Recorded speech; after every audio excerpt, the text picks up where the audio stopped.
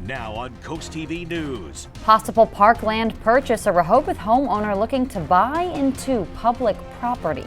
Route 1 travel drivers paying more while the state says it'd help the roads. Trump and Putin meet for a summit, what it could mean for a potential ceasefire. And it's been a pleasant, seasonable Friday on Delmarva. We've seen a few isolated showers along the eastern shore, but I'm tracking a gorgeous weekend ahead. And the latest on now, Hurricane Erin. What impacts that storm will have on Delmarva coming up.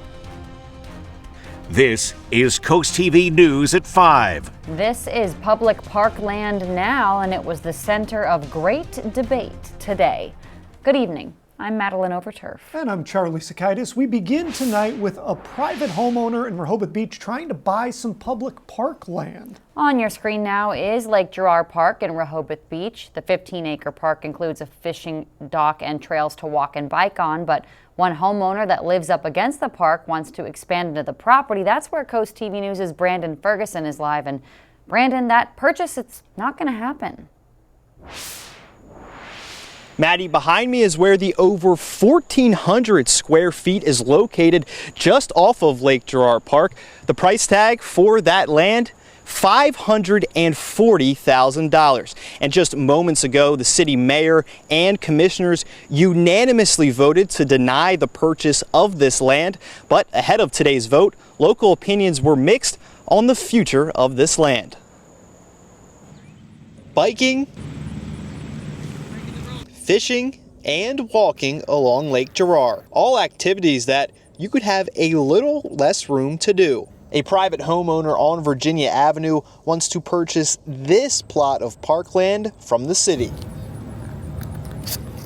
Local Stephen Schnepp is against the possible purchase, saying the entire park should stay public. I don't really understand the rhyme or reason. Probably the owners want to have a bigger backyard, but I doubt we get to visit their backyard. Today, we knocked on the door of the address listed that wants to purchase over 1,400 square feet of parkland, and we did not get a response.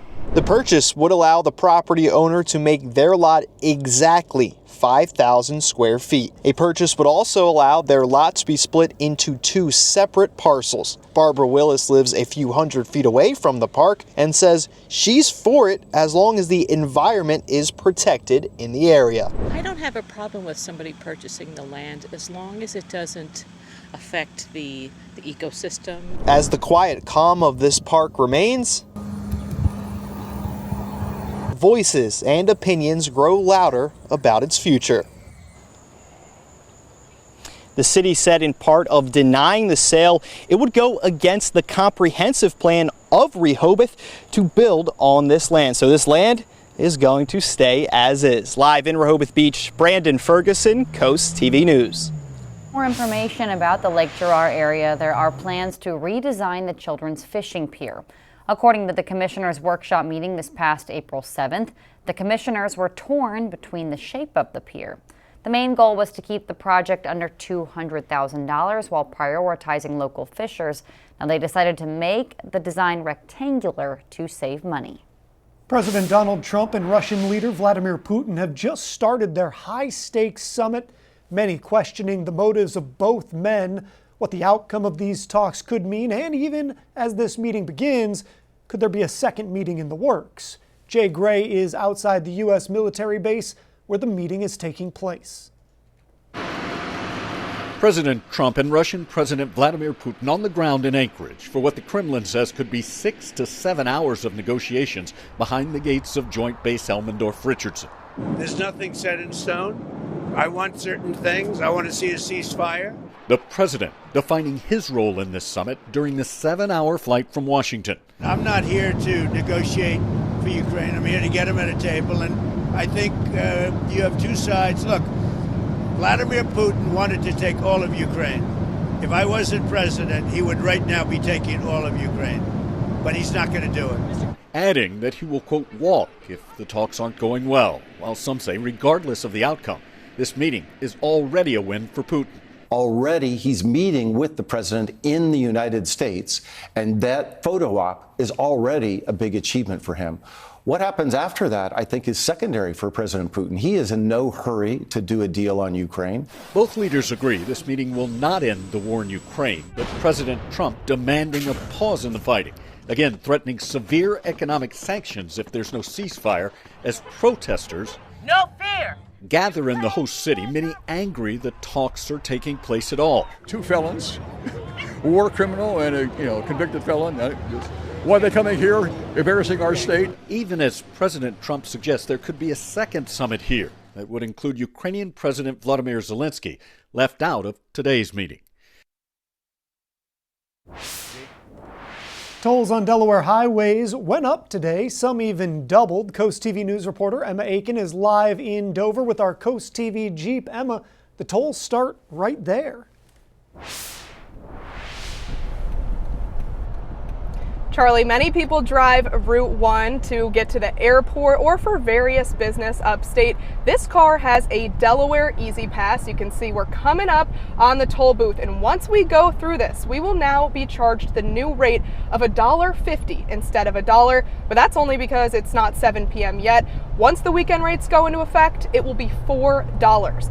Let's show you some graphics to break this all down. For drivers with a Delaware Easy Pass driving through Dover Toll Plaza and Biddle's Toll Plaza in Middletown, that will go from costing you $1 at each place to $1.50 at each place, so $3 on the weekdays. And for the weekends, $3 at each plaza turns to $4 at each place, making that trip $8 on the weekends. And if you're using cash or a non-Delaware Easy Pass driving through the same plazas, Dover to Biddle's, $1 at each place goes to $2 on the weekdays, so $2.50 at each stop, which making it $5 on the weekdays. And for the weekends, $3 at each plaza turns into $6 at each toll booth, making that total drive $12 on the weekends. Some drivers we spoke with aren't bothered, while others aren't so happy. I think it's well worth the toll increase, the money that it'll, generate, and what it'll do for our roads. I think it's ridiculous. They quadrupled the cost to go up a highway. DelDOT says this is the first toll price hike in 10 years and that it's long overdue. But if you do drive Route 1 a lot, there is an option to get a frequent user plan at a discounted rate. Back to you guys. Thank you, Emma. And this brings us right into our Coast TV poll. We want to know, what do you think about the price hike on those Delaware tolls? Let's take a look at the results so far. 56% say it hurts commuters.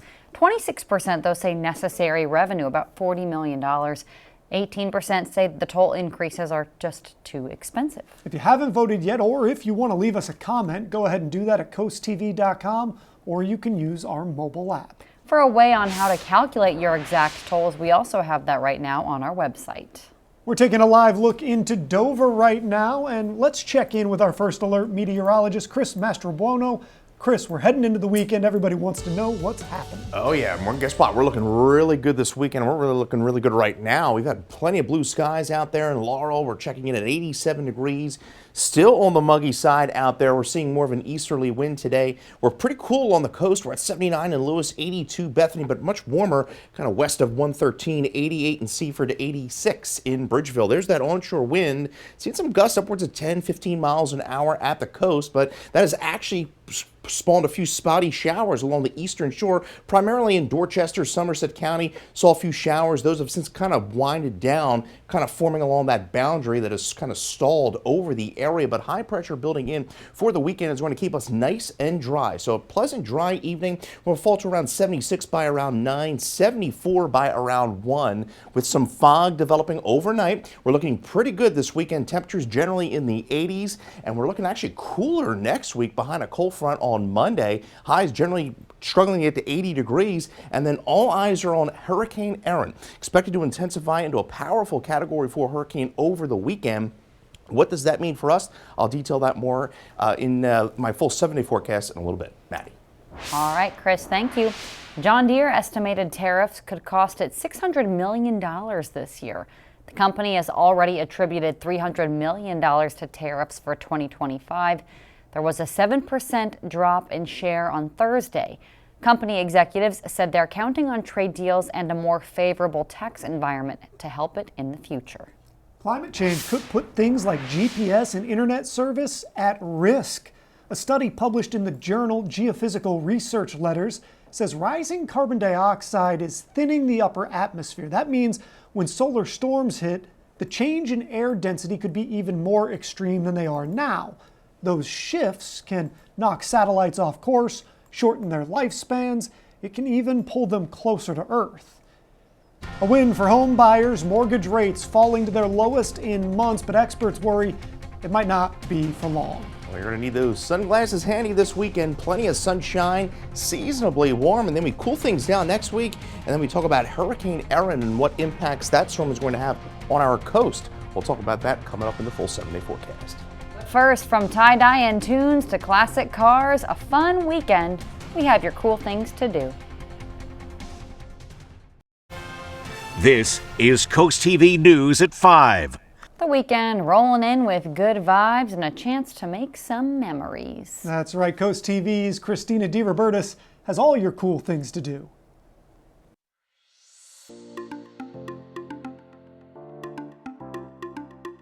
Break out the tie-dye and bell bottoms because it's Hippie Fest time in Milford. The Milford Museum bringing the groovy vibes back to the Causey Mansion this Saturday from 3 to 8.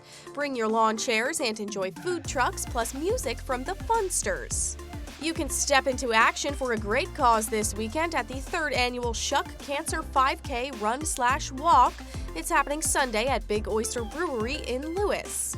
If you're into comics, collectibles, and games, Blue Hen Comic Con lands at the Delaware State Fairgrounds Saturday and Sunday. The event benefits Make-A-Wish and Toys for Tots. Finally, car lovers, rev your engines. The Beachcombers Corvette Club of Southern Delaware is hosting their annual charity car show.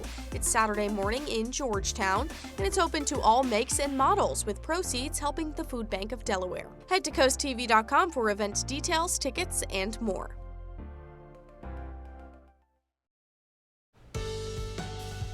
Well, aside from a few isolated showers on the eastern shore, it's been a really nice day, and we're going to carry this momentum into the weekend. 81 right now in Ocean View. Still muggy out there, but not as warm as where we were yesterday.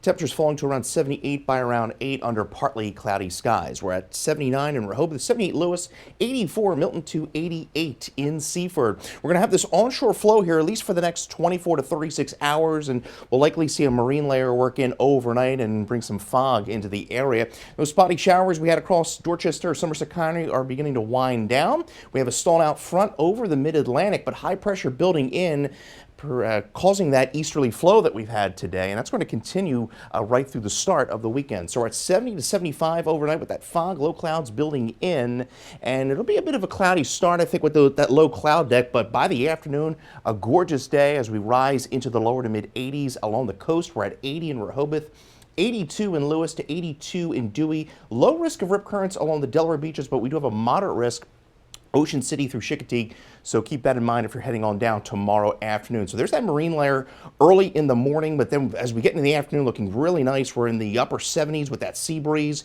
lower to mid 80s at the along the inland areas, and then we see some fog once again with that marine layer early Sunday morning, but we're actually warmer by Sunday afternoon. We're going to see highs push to around 90, especially for places like Seaford, Georgetown, Salisbury, and Seaford. Then as we go into Monday, we're looking at a cold front pushing through. So the weekend all in all looking pretty good. 84 Saturday to 89 on Sunday. Rain chances pretty limited over the next 7. I think we see isolated storm chances Monday, and then we'll see another round of some isolated storms Wednesday. So here's the latest on Hurricane Erin, continuing to get more organized, continuing to get more intensity over the weekend. We're currently sustained wind at 75 miles an hour, and this will become a major hurricane through the end of the weekend, passing just north of the Leeward Islands and Puerto Rico, then beginning to curve north. By Wednesday, you see kind of parallel to the Carolina coast, and it's still a Category 4 hurricane at that point, but expected to push to the northeast, staying well hundreds of miles out to sea, but it's going to cause some rough surf for us. There you see Erin by Thursday. You see those northeast winds, and we could be dealing with some pretty big waves. So you can see those wave heights well off the coast, but we could see some 6 to 12 footers hitting the Delmarva coast, so we could be dealing with some tidal flooding, beach erosion, as well as dangerous surf and rip currents between Tuesday and Friday. So we're down to 81 after that 89 on Sunday. Temperatures holding right around 80 degrees right through most of next week, with a chance of thunderstorms on Wednesday. Thank you, Chris. Some good news for people looking to buy a home or refinance a mortgage. The 30-year fixed rate now averages just under 6.6% for the week that ended Thursday. This drop in borrowing rates arrives as more investors expect the Federal Reserve to trim its interest rates next month. Analysts say many would-be home buyers have been holding off on purchases due to higher mortgage rates. Coming up tonight on the Delmarva Sports Network at 7, Zap Pro AM World Championships of Skimboarding, and then the final score at 10:30. And on DSN Plus at 6 p.m., it's high school football. But first, we got to talk about West Nile virus. Not good there, Charlie. Nothing good there. Find out which areas are affected and what you need to do to stay safe. Stay tuned on CoastTV News at 5. West Nile virus has been detected in Delaware for the first time in 2025. Found in sentinel chickens in Newcastle County, these chickens used by DenRec to monitor mosquito-borne illnesses tested positive on August 13th. While no human cases have been reported this year, officials warn the risk remains through mid-October. Horse owners are urged to vaccinate against West Nile virus and other diseases that inflame the brain like EEE, which can be deadly in animals and people. Taylor Swift joined the Kelsey brothers on their sports podcast earlier this week to announce her new album. But during her appearance, she also revealed something very personal about her father. Swift says he recently underwent quintuple bypass surgery after learning about multiple blockages in his heart. In our Health Minute, Mandy Gaither has more on the scan that is being credited for saving Taylor Swift's father's life. My dad had an interesting summer. He actually had a quintuple bypass surgery, and that's a really intense surgery. Taylor Swift getting personal on the New Heights podcast, revealing that 5 hard blockages were found in her father's heart. So he's been telling all his friends, you need to get the stress test because that's what's actually preventative. The test to which she's referring is called a myocardial perfusion imaging test, also known as a resting stress test. It takes pictures of a patient's heart to check blood flow to the muscle, says cardiologist Dr. Isla McClelland with the Ohio State University Wexner Medical Center. We have a camera that kind of looks like a mini CT scan, but it's not super closed in. It's open and breathable. And it takes a picture of your heart just at rest. McClellan says the patient is then tested for stress during exercise and afterwards to see how their heart rate recovers. Then there's another round of pictures. We mainly use it in patients who are having symptoms that are concerning for blockages in those arteries that feed the heart muscle or the coronary arteries. Sometimes we will use them in patients who aren't having symptoms, but who have high risk medical problems that kind of put them at risk for coronary blockages. For Health Minute, I'm Mandy Gaither. Consumer spending rose a 0.5 percentage point in July, according to the Commerce Department. Analysts say that even though the consumer sentiment fell earlier this year, there hasn't been a major drop in overall sales. Retail spending saw an uptick in categories like car dealers and furniture stores. Online sales were also up thanks to Amazon's annual Prime Day event. Here's a live look now outside into Laurel. One more check on your forecast after this. Coming up new on Coast TV News at 6, funeral services announced for former Congressman Mike Castle when the longtime Delaware public servant will be laid to rest. Well, the isolated showers we saw on the eastern shore are pretty much winding down. We're going to be pretty dry and muggy this evening, falling to 76 by around 9 on our way to lows in the low 70s with some fog developing. Our skeeter meter, we have high levels here through the weekend and into the start of next week. We have our umbrella winner here, Linda Schnell of Millsboro, Delaware. You're the winner of our Paul Davis umbrella. Get your forecast anytime. As always, by dialing the First Alert Weather phone. Your 10-day forecast shows a pretty nice weekend. We're going to be warm, seasonably warm, 84. We're at 89 on Sunday, and we'll see a cold front push through Monday, sparking a few isolated showers. But really, the story next week is going to be the dangerous surf and rip currents and swells that we're going to see, especially between Wednesday and Friday, all thanks to Hurricane Erin, which is going to be well out to sea and won't directly impact us. Okay, thanks, Chris, and thanks for joining us here for Coast TV News at 5. For more news, more local weather, download our Coast TV News app. Inside Edition is up next. And we'll see you later tonight for Coast TV News at 6. Have a great evening.